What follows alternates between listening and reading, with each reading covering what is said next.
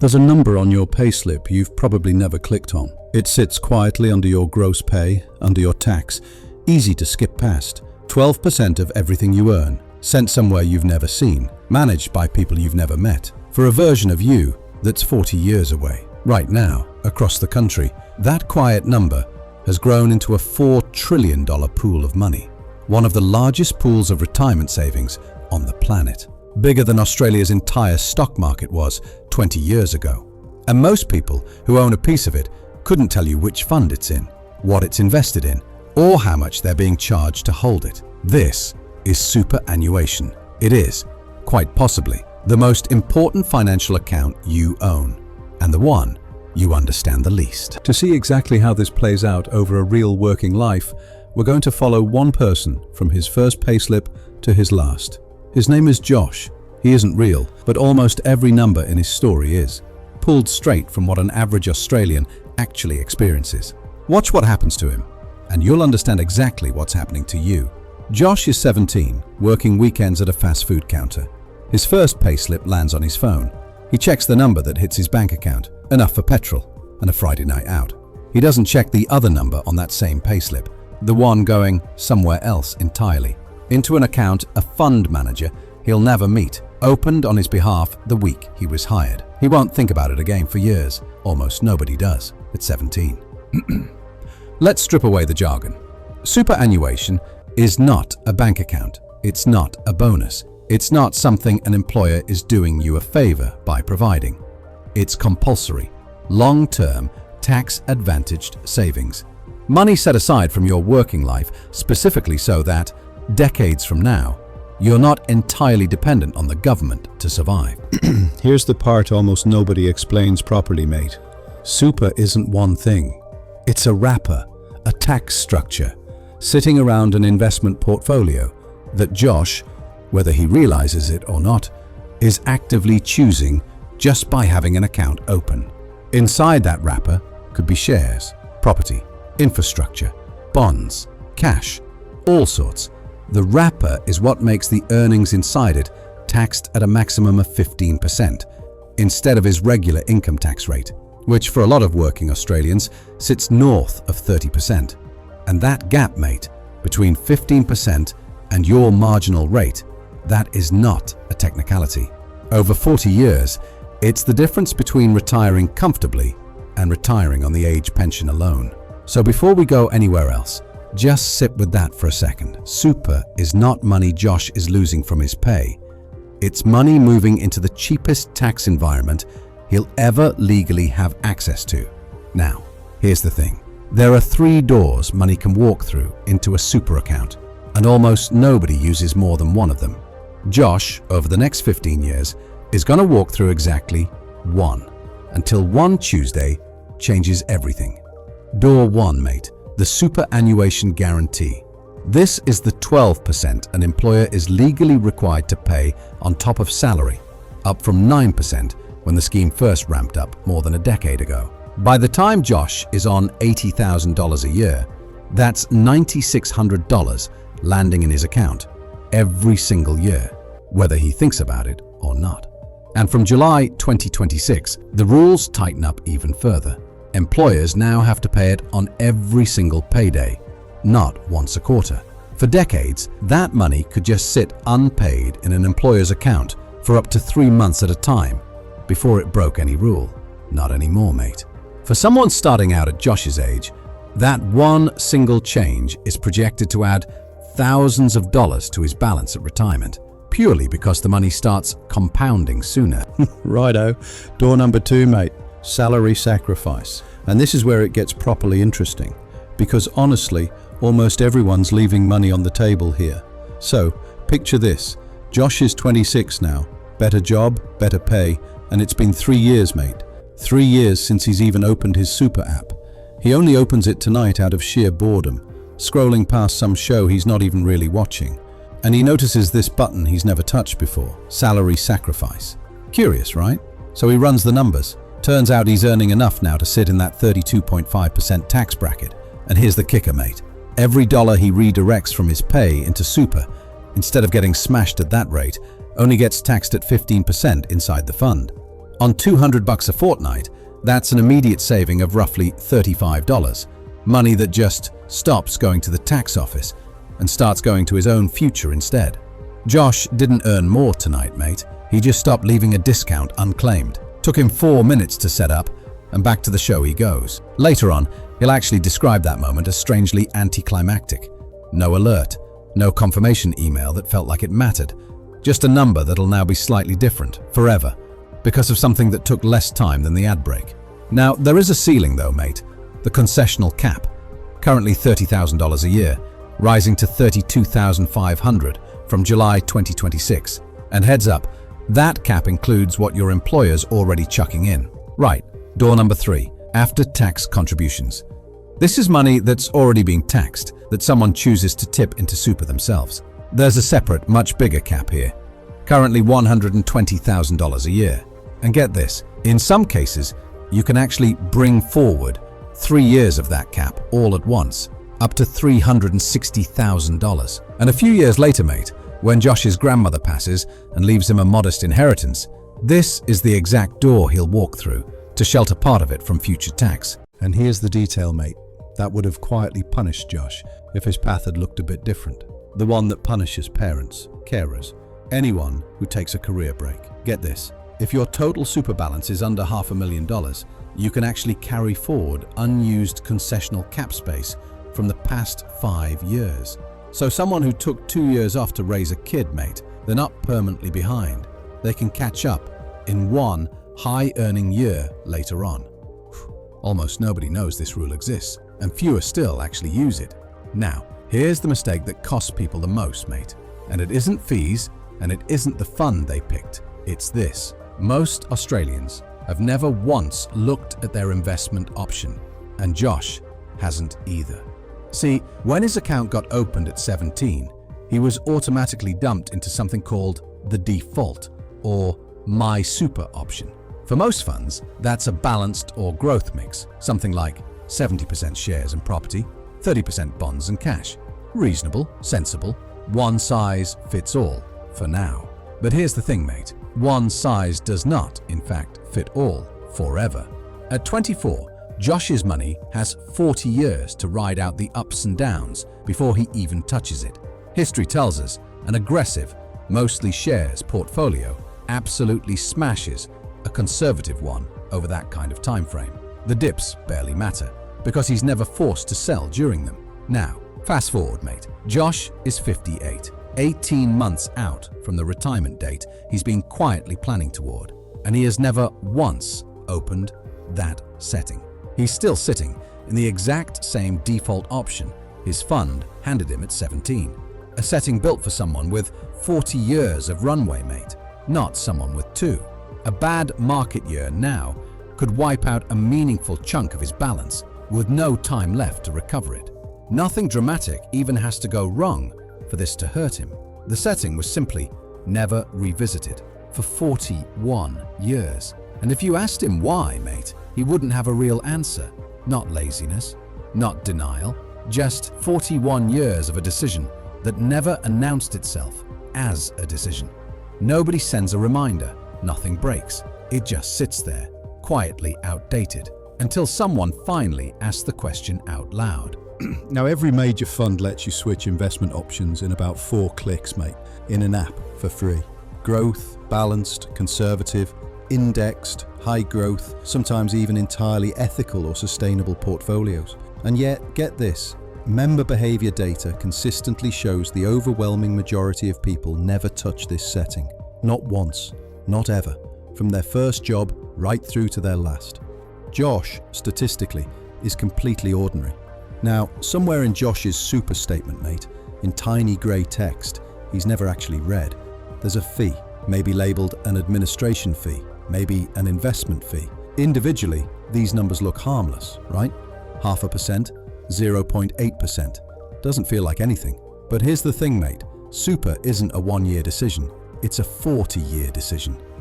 And fees don't just cost you the money they take. They cost you every single dollar that money would have gone on to earn, compounding, for decades afterward. So picture two versions of Josh's next 40 years, branching off from the exact same starting point, same salary, same contributions, same investment returns. In one version, at 25, he spends 10 minutes comparing his fund's fees to the rest of the market and switches to one charging 0.5% a year. In the other, he never checks, mate, and just stays on a fund quietly charging 1.5%.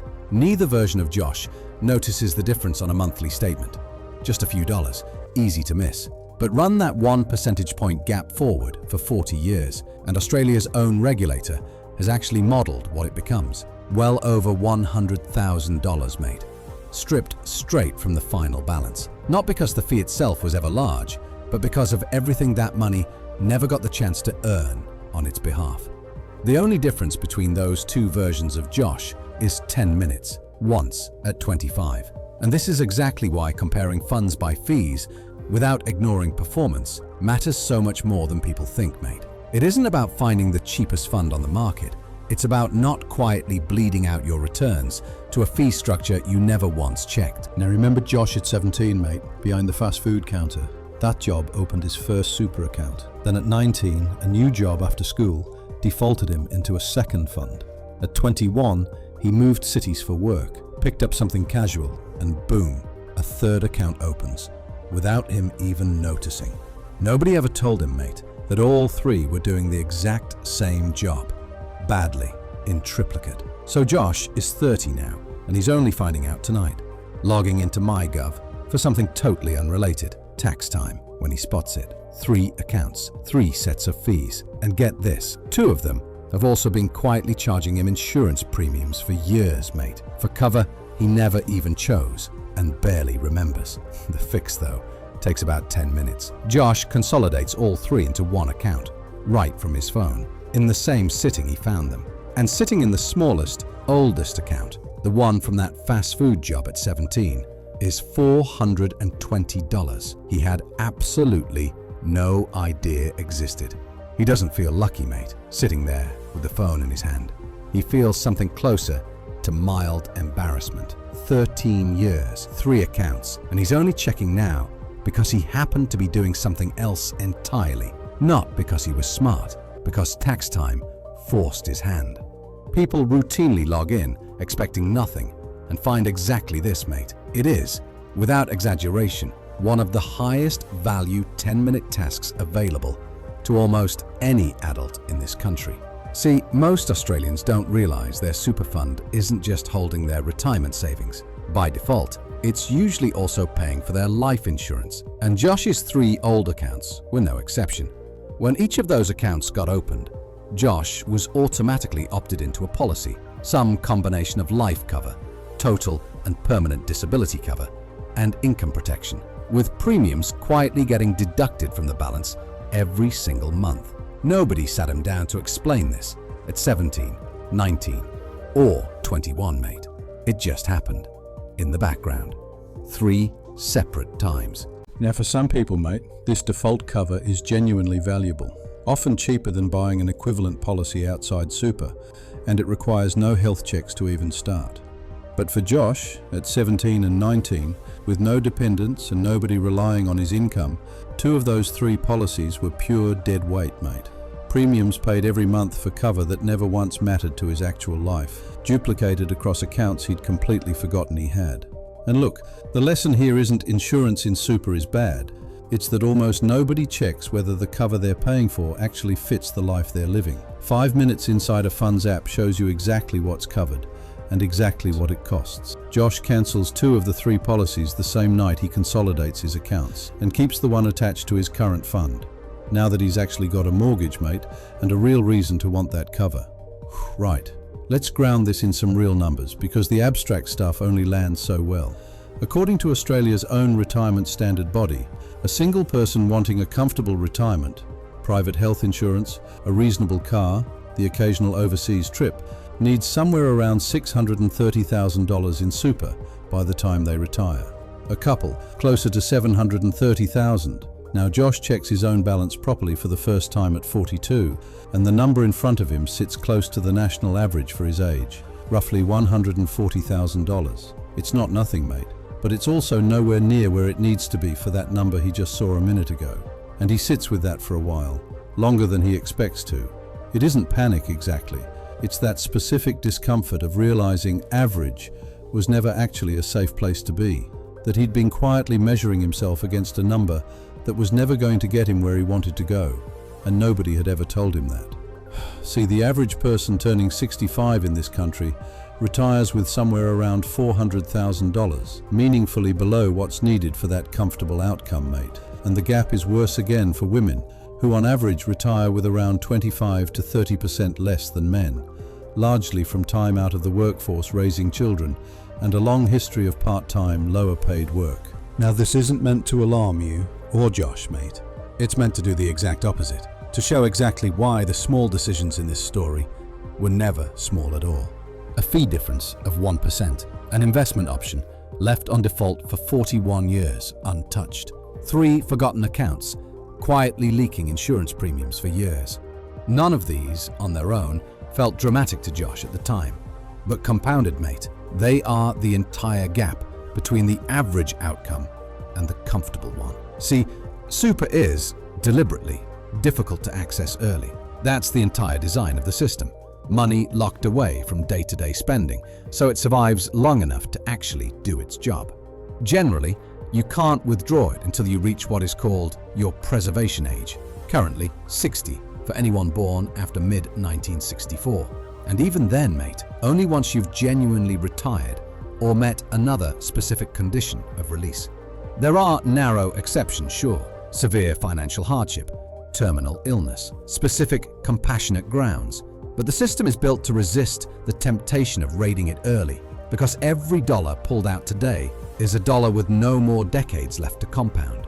There is, though, one notable legal exception worth knowing, mate. The one door that opens early. At 27, Josh used it himself. The first home super saver scheme let him make voluntary contributions into his super, taxed at that concessional 15% rate, and later withdraw them, plus earnings, to help fund the deposit on his first apartment. It exists specifically because the government wants people using super's tax advantages for that exact milestone. And look, mate, if you take nothing else from Josh's story, take these 5. So, mate, leaving your investment option on default without ever checking if it matches your age and time frame, that's the mistake that followed Josh for 41 years. Letting multiple forgotten accounts each quietly charge you fees and insurance premiums for doing nothing. That's the mistake sitting in Josh's MyGov account until he was 30. Never once comparing your fund's fees against the rest of the market across an entire working life. That's the 10 minutes at 25 that quietly separates two very different versions of the same person. Ignoring salary sacrifice entirely, especially once you're earning enough that the tax discount becomes meaningful. That's the button Josh didn't notice until he was bored on a Tuesday at 26, and treating the whole system as something to think about later, mate. When the entire advantage of super is time, and time is the one thing you cannot get back once it's spent. None of these require a financial advisor. Most of them require about 20 minutes and a phone. Josh proved that himself, mostly by accident. See, Josh isn't a cautionary tale, mate, and he isn't a success story either. He's just ordinary, the same as almost everyone watching this. 17, checking a payslip he didn't understand. 26, bored on a couch, stumbling onto a setting worth thousands. 30, finding $400 he didn't know he had, feeling faintly embarrassed it took him that long. 42, finally reading a number that had been quietly building, unwatched, his entire adult life, and sitting with the discomfort of that for longer than he expected to. None of it was dramatic, mate. That's the whole point. Super doesn't reward one big decision. It rewards attention, repeated over decades, and it punishes, just as quietly, the years nobody looked at all. Josh's story doesn't end here, and neither does yours, mate. What happens in the next 20 years of it is still entirely an open question. So, go on, open the app, check which investment option you're actually in, see how many accounts have your name on them, look at what you're paying and what you're covered for. It takes less time than the video you just watched. And look, if this helped make sense of something that's honestly been made far more confusing than it needs to be, subscribe Aussie Wealth. There's a lot more where this came from. And if there's a part of the system you still want broken down, mate, index funds inside super, self-managed super, how the age pension actually interacts with all of this? Drop it in the comments below. That might just be the next one.